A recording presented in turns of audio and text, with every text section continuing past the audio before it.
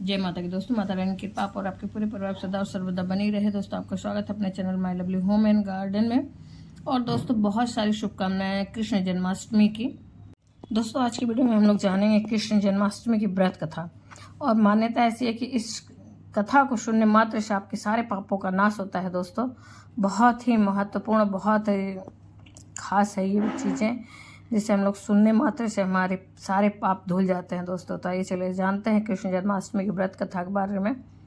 मान्यता है कि भाद्रपद कृष्ण पक्ष की अष्टमी को भगवान कृष्ण के जन्म का उत्सव मनाया जाता है। इस दिन भगवान जन्म लिए थे, इसलिए इस दिन को हर साल कृष्ण जन्माष्टमी के रूप में मनाते हैं। यहाँ जानते हैं दोस्तों हम लोग पौराणिक कथा क्या है इससे संबंधित।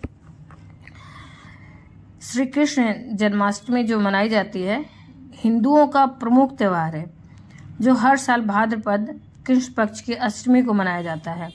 इस बार ये त्यौहार 6 या 7 दोनों दिन मनाया जा रहा है, जिस वजह से कुछ लोग 6 को और कुछ लोग 7 सितंबर को जन्माष्टमी व्रत रखेंगे। इस दिन लोग आधी रात में 12 बजे भगवान कृष्ण के बाल रूप की पूजा करते हैं, लेकिन कोई भी व्रत पूजन कथा के बिना अधूरा माना जाता है। दोस्तों, इसलिए जन्माष्टमी व्रत वाले दिन भगवान कृष्ण के जन्म की कथा जरूर पढ़ें या सुने। यहाँ सुनते हैं दोस्तों हम लोग कथा को। स्कंद पुराण के अनुसार द्वापर युग में मथुरा में अग्रसेन नाम के राजा हुए, जो स्वभाव से सीधे साधे थे, जिसकी वजह से उनके पुत्र कंस ने ही उनका राज्य हड़प लिया और स्वयं मथुरा का राजा बन बैठा। कंस की एक बहन देवकी थी। कंस उनसे बहुत स्नेह करते थे। देवकी का विवाह वासुदेव से हुआ, तो विवाह संपन्न होने के बाद कंस स्वयं ही रथ हाँकते हुए बहन को ससुराल छोड़ने के लिए निकल पड़े। जब कंस अपनी बहन को छोड़ने के लिए जा रहे थे, तभी एक आकाशवाणी हुई, जिस बहन को तू इतने प्रेम से विदा करने स्वयं ही जा रहा है, उसी की 8वीं संतान तेरा संहार करेगी। यह सुनते ही कंस क्रोधित हो गया और देवकी और वसुदेव को मारने के लिए आगे बढ़ा। तभी वसुदेव ने कहा कि वह देवकी का कोई नुकसान न पहुंचाए। वसुदेव ने कहा कि वह स्वयं ही देवकी की 8वीं संतान कंस को सौंप देगा। इसके बाद कंस ने उन दोनों को मारने के बजाय कारागार में डाल दिया। वसुदेव ने कहा कि इसमें हम लोगों का कोई दोष नहीं है, बच्चे ही चाहिए तो बच्चे हम आपको सारे दे देंगे। इस तरह से कारागार में ही देवकी ने अपनी 7 संतानों को जन्म दिया और कंस ने एक एक करके सभी को मार दिया। इसके बाद जैसे ही देवकी की 8वीं संतान होने को थी, वैसे ही कंस ने कारागार का पहरा और भी कड़ा कर दिया। तब भाद्रपद माह के कृष्ण पक्ष की अष्टमी को रोहिणी नक्षत्र में कान्हा का जन्म हुआ। तभी श्री कृष्ण ने वसुदेव को दर्शन देकर कहा कि वह स्वयं ही उनके पुत्र के रूप में जन्म ले रहे हैं। उन्होंने यह भी कहा कि वसुदेव उन्हें वृंदावन में नंद बाबा के घर पर छोड़ आए और यशोदा जी के गर्भ से जन्मी कन्या को कारागार में ले आए। यशोदा जी के गर्भ से जन्मी कन्या कोई और नहीं बल्कि स्वयं माया थी। यह सब कुछ सुनने के बाद वसुदेव जी ने ठीक वैसा ही किया जैसा कि भगवान ने उन्हें आदेश दिया था।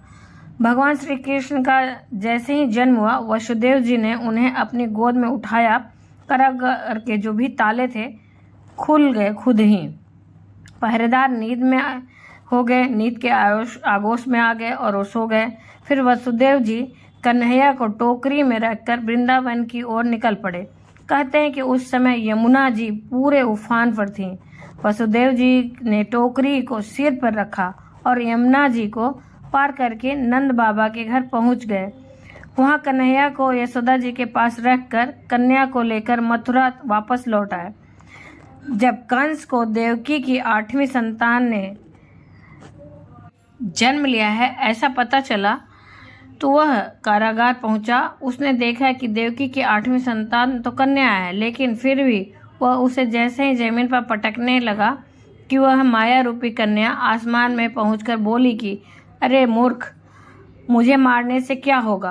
तेरा काल तो पहले ही वृंदावन में पहुंच चुका है, वह जल्दी ही तेरा अंत करेगा। इसके बाद कंस ने वृंदावन में जन्मे सभी नवजात शिशुओं को पता लगाया और जब उसे यशोदा के लाला का पता चला, तो उसने उसे मारने के लिए कई प्रयास किए, लेकिन कोई भी उस बालक का बाल भी बाका नहीं कर पाया। फिर कृष्ण ने युवा अवस्था में कंस का वध किया। मान्यता है कि जन्माष्टमी पर श्री कृष्ण जी की यह अद्भुत कथा सुनने मात्र से ही समस्त पापों का नाश हो जाता है, साथ ही कन्हैया की कृपा बरसती है। दोस्तों, कथा सुनने के बाद, पूजा वगैरह करने के बाद कथा सुनना चाहिए। कथा सुनने के बाद आरती अवश्य ही करनी चाहिए। तो दोस्तों, उम्मीद करते हैं इस वीडियो की जानकारी आपको उपयोगी लगी होगी। अगर उपयोगी लगी तो लाइक करना ना भूलें और अपने फ्रेंड्स और फैमिली में भी शेयर करना ना भूलें। आप मेरे चैनल पर नए हैं तो मेरे चैनल को सब्सक्राइब करें, बेल नोटिफिकेशन अवश्य दबाएं, जिससे आने वाले वीडियो की जानकारी आपको समय से प्राप्त हो सके। दोस्तों, फिर मिलते हैं एक नई जानकारी के साथ नए वीडियो में। तब तक के लिए राधे राधे। जय माता की। माता रानी कृपा और आपके पूरे परिवार सदा और सर्वदा बनी रहे। दोस्तों, धन्यवाद। दोस्तों, फिर से कृष्ण जन्माष्टमी की बहुत सारी शुभकामनाएं।